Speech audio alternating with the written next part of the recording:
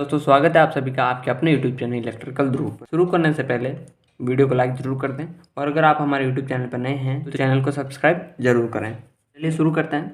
सबसे पहले हम बात करेंगे सीरीज कॉम्बिनेशन के बारे में कि सीरीज कॉम्बिनेशन क्या होता है। तो मैं 3 रजिस्टर लेता हूँ, एक पहला रजिस्टर, ये दूसरा रजिस्टर, ये तीसरा रजिस्टर, ये 3 हो गए।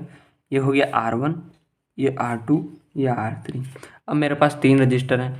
अब मैं इनको कैसे जोड़ूँ कि ये सीरीज में हो जाए। तो सीरीज का मतलब होता है एक के पीछे एक, एक के पीछे एक, यानी ऐसे क्रम वाइज में पीछे, यानी पहले के पीछे दूसरा आदमी, दूसरे के पीछे तीसरा, ऐसे। ठीक है, यानी एक ही लाइन में रहेंगे लेकिन पहले के पीछे दूसरा रहेगा, दूसरे के पीछे तीसरा रहेगा। तो वो क्या कहलाएगा, सीरीज में। की लैंग्वेज में समझें तो पहले प्रतिरोध का दूसरा सिरा दूसरे प्रतिरोध के पहले सिरे से जुड़ता हो, ये यहाँ जुड़ गया।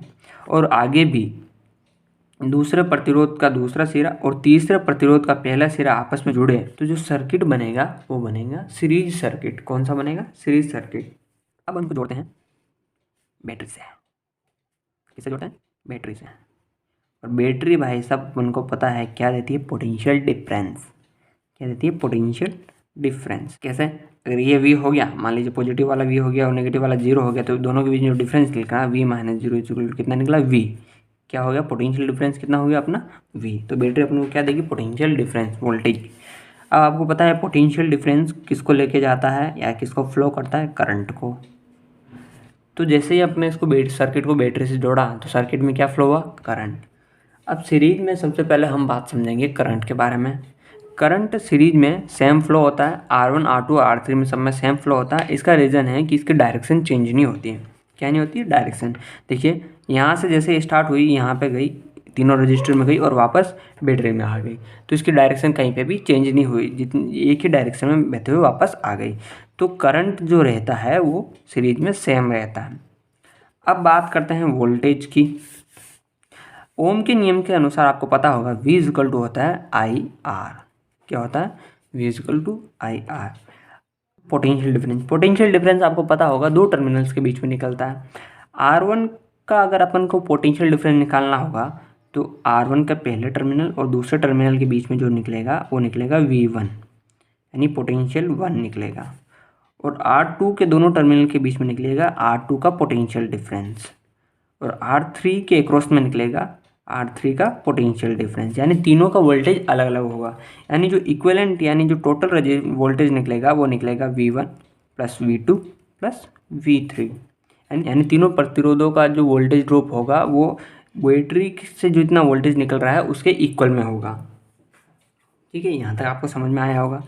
अब मेरे को ये चाहिए कि भाई मेरे को ये तीनों प्रतिरोध काम में नहीं लेने, इनकी जगह एक ही प्रतिरोध को अगर काम में लूँ तो, क्योंकि बैटरी तो इन तीनों को अलग अलग देखेगी नहीं, वो तो सिर्फ एक ही रजिस्टेंस को देखती है। वो कहलाता है इसका इक्विवेलेंट रजिस्टर यहाँ पे, यानी इनका टोटल रजिस्टेंस।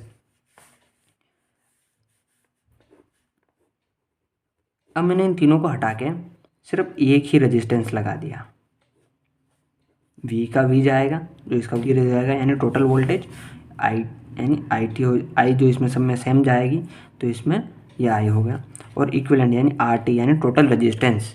ठीक है, क्या हो जाएगा, टोटल रजिस्टेंस। वोल्टेज निकालने का फॉर्मूला है VT equal to V1 plus V2 plus V3। अब जैसे कि हमने देखा था R1 के अक्रॉस जो वोल्टेज रहेगा वो V1 होगा, R2 के अक्रॉस V2 और R3 के अक्रॉस V3 होगा। लेकिन अगर फॉर्मूले के थ्रू देखें तो V1 इज इक्वल टू, यानी अगर अपन को निकालना है कि भाई R1 में V1 कितना है, R1 में पोटेंशियल डिफरेंस कितना है, तो वो कैसे निकलेगा, I तो सब में सेम जाएगी तो I रहेगी, R1 यानी R1 में यानी R1 का जो वोल्टेज निकलेगा वो कितना निकलेगा, V1 is equal to IR1। वहीं R2 की बात करें तो R2 के अक्रॉस जो वोल्टेज निकलेगा वो निकलेगा IR2, यानी जो R2 का वोल्टेज जो पोटेंशियल डिफरेंस है, यानी R2 में जो वोल्टेज ड्रॉप हुआ यानी V2, तो वो उसका निकालने का फॉर्मूला क्या हो जाएगा, IR2। किसके थ्रू निकाल रहे हैं हम लोग, ये ओम के नियम के अकॉर्डिंग। वहीं अगर V3 की बात करें तो V3 हो जाएगा IR3। अब यहाँ पे अपन को क्या समझ में आया कि सब में करंट तो सेम है, सब में करंट सेम है, लेकिन जो रेजिस्टेंस है उन सब की वैल्यू चेंज हो रही है। क्या चेंज हो रही है, रेजिस्टेंस की वैल्यू। तो अब इस फॉर्मूले के through VT is equal to V1 plus V2 plus V3, ये अपना एक फॉर्मूला है। अब करना कुछ नहीं है, जो जो वैल्यू अपने निकाली उसको यहाँ पे पुट करना है। वी टी का अपना क्या रह जाएगा, वी टी इक्वल टू हो जाएगा आई टी, यानी जो बैटरी से जो इतना वोल्टेज निकला, यानी टोटल वोल्टेज जो निकलागा वो वाला किसके बराबर होगा, जितनी उसने टोटल करंट फ्लो की उसके, और जो इस प्रतिरोध का जो टोटल रेजिस्टेंस रहेगा वो हो जाएगा आई आर टी, यानी वी टी का जो फॉर्मूला निकलेगा वो रहेगा V T is equal to I R T. V one का अपना निकला I R one plus V two का अपना निकला आई आर टू, और वी थ्री का फॉर्मूला अपना निकला था आई आर थ्री। अब इसको सोल्व करेंगे तो क्या होगा, आई आर टी की आई आर टी जगह आई आर टी की जगह आई आर टी ही रहेगा, लेकिन आई, अब देखिए आई सब में कॉमन है तो इसको कॉमन ले लेंगे हम और इन सबको ऐड कर देंगे, R one R two R three, क्योंकि इन सब की वैल्यू अलग अलग है। आई अपना यहाँ कॉमन है, सेम है, तो इसकी जगह से अपने आई कॉमन रहेगा। अब आई से आई कट गया तो इसका जो फॉर्मूला निकलता है इक्विवेलेंट रजिस्टर का वो निकलता है R one plus R two plus R three. कहने का मतलब है सीरीज में अगर आपको टोटल रेजिस्टेंस निकालना है तो जितने भी प्रतिरोध हैं, जितने भी रजिस्टर हैं, उन सबको ऐड कर दीजिए, टोटल रेजिस्टेंस या इक्विवेलेंट रजिस्टर निकल जाएगा। यहाँ तक बात तो आपको समझ में आई होगी। फिर एक और बात मैं आपको बता देना चाहूँगा, मान लीजिए आपको कहा जाए कि आर मान के कुछ प्रतिरोध हैं, चाहे कितने भी हो सकते हैं, आर मान के एन प्रतिरोध, जो जितने अपन को मालूम नहीं होता, जो बहुत सारे होते हैं तो उसको एनवा पद अपन बोलते हैं। तो आर मान के एन पद सीरीज में जुड़े हैं तो आर टी कितना रहेगा, यानी फॉर्मूला क्या हो गया, R T equal to R N. R मान यानी मान लीजिए 10 मान के प्रतिरोध, 10 ओम के प्रतिरोध, 10 ओम के 5 प्रतिरोध, क्या हो गया, आर मान के एन प्रतिरोध, यानी 10 ओम के 5 प्रतिरोध अगर सीरीज में जुड़े हैं तो इक्विवेलेंट रजिस्टर कितना रहेगा, आर की वैल्यू है अपने पास 10 ओम और एन कितना है, यानी कितने रजिस्टर लगा रखे हैं 5, तो इक्विवेलेंट रजिस्टर जो निकलेगा वो निकलेगा 50 ओम। यहाँ तक आपको समझ में आया होगा। अब हम इसके करते हैं कुछ न्यूमेरिकल देखेंगे। जैसे कि मैं यहाँ पे एक सर्किट डायग्राम बना देता हूँ, 3 रजिस्टर लिए, R1 R2 R3, ठीक है। ये हो गया 2 ओम का, ये हो गया 3 ओम का और ये हो गया 5 ओम का। यहाँ से सप्लाई जो जा रही है वो 20 वोल्टेज है, यानी जो पोटेंशियल डिफरेंस है वो 20 वोल्ट का है। अपन को फाइंड आउट करना है कि इसका इक्विवेलेंट यानी आर टी कितना रहेगा, इसमें जो धारा बहेगी वो कितनी रहेगी, ठीक है।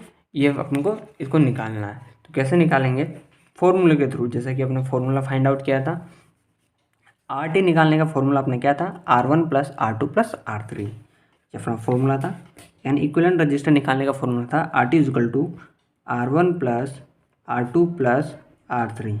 आर वन अपना कितना है 2, आर थ्री अपना कितना है 3 ओम, और सॉरी आर वन है अपना 2 ओम, आर टू है अपना 3 ओम और आर थ्री है अपना 5 ओम। तो टोटल जो आर टी निकलेगा वो इन सब का एडिशन होगा तो कितना होगा 10 ओम। यानी कहने का मतलब यह है कि इस सर्किट का जो इक्विवेलेंट रजिस्टर यानी जो टोटल रजिस्टर निकलेगा वो निकलेगा 10 ओम। अब यहाँ पे एक और गौर करने की बात है कि जैसा कि हमको पता है 2 ओम का, 3 ओम का, 5 ओम के 3 रजिस्टर लगा रखे हैं। तीनों में सबसे ज़्यादा जिसका मान है वो है 5 ओम, लेकिन जो आर टी आया वो आया 10 ओम। तो सीरीज में एक बात याद रखनी है कि सीरीज परिपथ में इक्विवेलेंट रजिस्टर यानी जो टोटल रजिस्टर रहता है वो सबसे बड़े वाले मान से भी ज़्यादा आता है, ठीक है। यहाँ तक आपको समझ में आया होगा। हम बात करते हैं करंट की, कि सर्किट में करंट कितना फ्लो होगा वो भी अपन को निकालना है। तो आई इक्वल टू होता है वी अपॉन आर, ठीक है। कैसा होता है, जैसे कि अपन को थोड़ी देर पहले देखा वी इक्वल टू होता है आई आर, तो आई निकालने के लिए आर इसके नीचे चला जाएगा, ठीक है। आई इक्वल टू क्या हो जाएगा वी अपॉन आर, ये अपना फॉर्मूला था। अब वोल्टेज जैसे कि इसमें अपना दे रखा है 20 वोल्टेज और रेजिस्टेंस अपना कितना था 10 ओम। तो जो धारा निकलेगी यानी जो करंट निकलेगा वो निकलेगा 2 एम्पियर, ठीक है। यानी अब इस सर्किट में अपन क्या क्या निकालना सीख गए, एक तो टोटल रेजिस्टेंस निकालना सीख गए, यानी इसका इक्विवेलेंट रजिस्टर निकालना सीख गए, और एक करंट निकालना सीख गए। अब भी जैसे कि हम इसको वापस एक समझते हैं, ठीक है, कि मान लीजिए ये 20 वोल्टेज की मैं यहाँ पे वोल्टेज मैं आपको नहीं दूँ, ठीक है। मैं आपको 20 वोल्टेज यहाँ पे लिख के नहीं देता हूँ और आपको दे दूँ कि यहाँ पे 2 एम्पियर की धारा फ्लो हो रही है, ठीक है, इस सर्किट में 2 एम्पियर की धारा फ्लो हो रही है। तो अपन को क्या निकालना है, वी निकालना है। क्या निकालना है, वोल्टेज निकालना है। तो वोल्टेज इक्वल टू क्या होता है, फॉर्मूला अपना V equal to I are.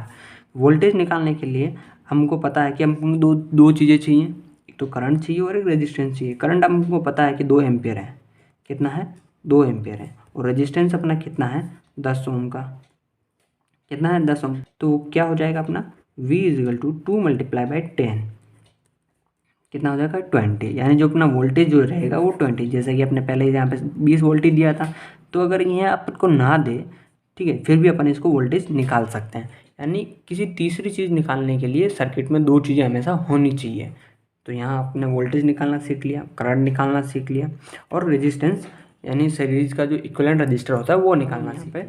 Parallel combination को देखेंगे।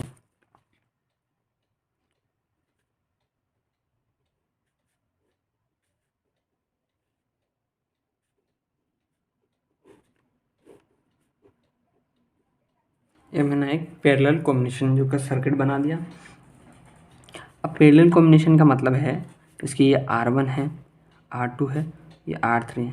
अब देख रहे होंगे इन तीनों प्रतिरोधों का पहला सिरा इन तीनों प्रतिरोध के पहले वाला टर्मिनल एक बिंदु पे आपस में मिल रहा है, और दूसरा सिरा इन सभी का दूसरा टर्मिनल जो है वो दूसरे बिंदु पे मिल रहा है। यानी पहले वाला बिंदु अगर एक बोलूँ और दूसरे वाले बिंदु को बी बोलूँ तो ये किसके एक्रॉस रहेगा, अगर इस तार को अपन नहीं देखें तो ये किसके एक्रॉस रहेगा, सिर्फ सीधा का सीधा बैटरी के एक्रॉस में है।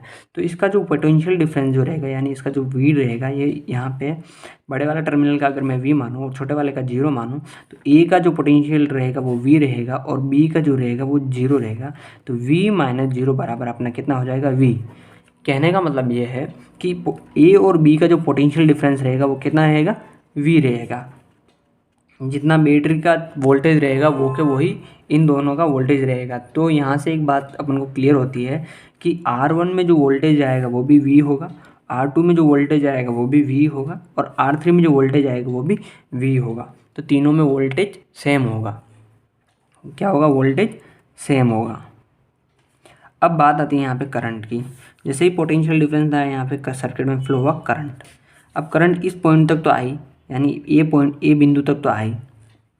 अब यहाँ आने के बाद इसकी डायरेक्शन चेंज हो रही है, ये 3 डायरेक्शन में बढ़ रही हैं।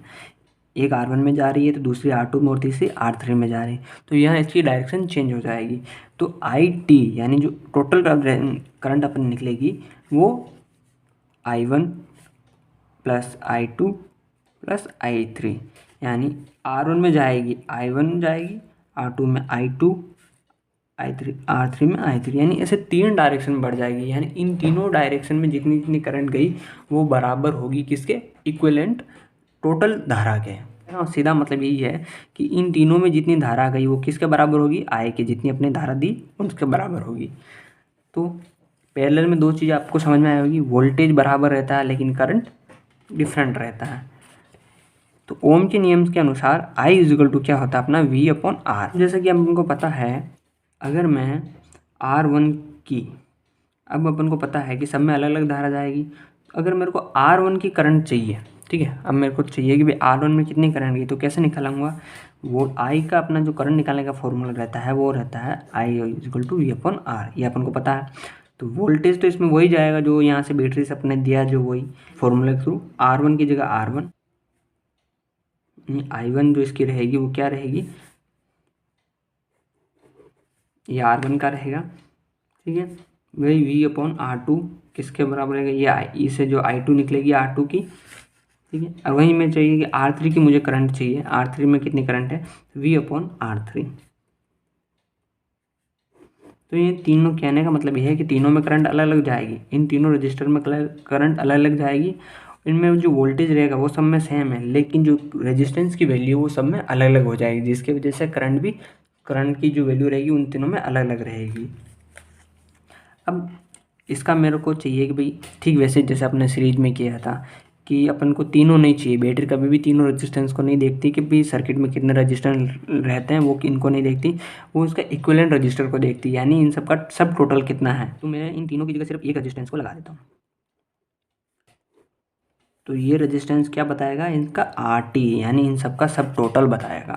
और ये वोल्टेज VT यानी जो सोर्स से निकला वो वाला, और यहाँ I बताएगा IT।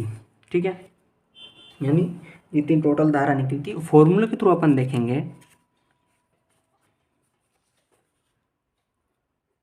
तो IT is equal to I1 प्लस I2 प्लस I3।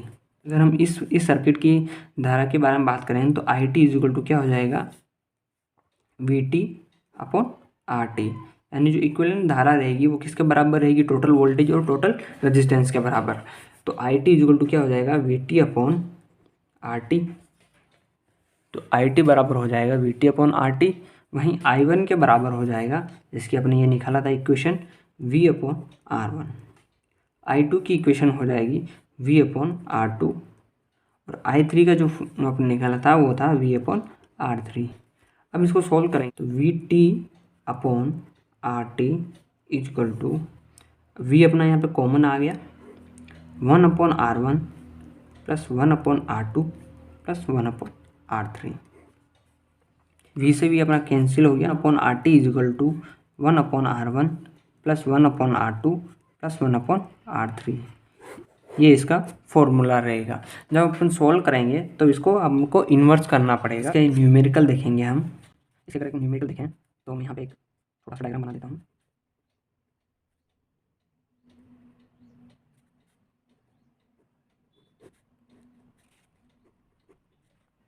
यहाँ पे मैं 20 वोल्टेज दे रहा हूँ, ये 2 ओम का, ये 4 ओम का, ये 6 ओम का। ठीक है, यानी R1 है 2 ओम का, R2 है 4 ओम का और R3 है 6 ओम का। ऐसे 3 रजिस्टर हो गए। अब सबसे पहले हम इसका ओपन का निकालना है कि इसमें करंट कितना है, RT कितना है। तो सबसे पहले हम इसका निकालेंगे RT। क्या निकालेंगे, RT, क्योंकि करंट ऐसा निकलेगा नहीं। RT निकालने के लिए अपन को पता है कि इसका फॉर्मूला अपने पास है, 1 upon RT is equal to 1 upon R1 plus 1 upon R2 plus 1 upon R3। फॉर्मूले के थ्रू 1 अपॉन R1 तो ये 1 अपॉन 2 प्लस 1 अपॉन R2 का हो जाएगा 1 अपॉन 4 प्लस 1 अपॉन R3 का हो जाएगा 1 अपॉन 6। ठीक है, यहाँ पे 1 अपॉन RT रहेगा। तीनों का सम लेंगे तो अपने पास आ जाएगा 12। ठीक है, इसको सोल्व करेंगे तो 6 प्लस 3 प्लस 2, तो टोटल कितना हो जाएगा 11/12, 1 अपॉन RT। ये ठीक है, T इज इक्वल टू हो जाएगा 12 अपॉन 11 ओम। फिर अगर इसकी बात करें कि इसकी धारा निकालनी है अपन, तो I is equal to V अपना है 20 वोल्टेज और RT जो है वो 12 अपॉन 11 है, तो हो जाएगा 20 मल्टीप्लाई 11 अपॉन 12। इसको अपन हम सॉल्व करेंगे, 2 से काटेंगे तो 6, ये 10। ठीक, इसको और सॉल्व करेंगे 3 और 5, यानी हो जाएगा 55 अपॉन 3। ठीक है, 55 अपॉन 3। इसको और सॉल्व करेंगे तो हो जाएगा अपना 18.3 एम्पियर। क्या हो जाएगा 18.3 एम्पियर इसकी करंट। तो अपने इसमें भी क्या निकालना सीख गए, करंट निकालना सीख गए और जो रेजिस्टेंस है वो निकालना सीख गए। उम्मीद करता हूँ आपको वीडियो पसंद आई होगी। हमारी वीडियो अच्छी लगे तो लाइक कीजिए, शेयर कीजिए और कमेंट करके अपने डाउट ज़रूर बताएं ताकि नेक्स्ट वीडियो हम सॉल्यूशन करें। धन्यवाद।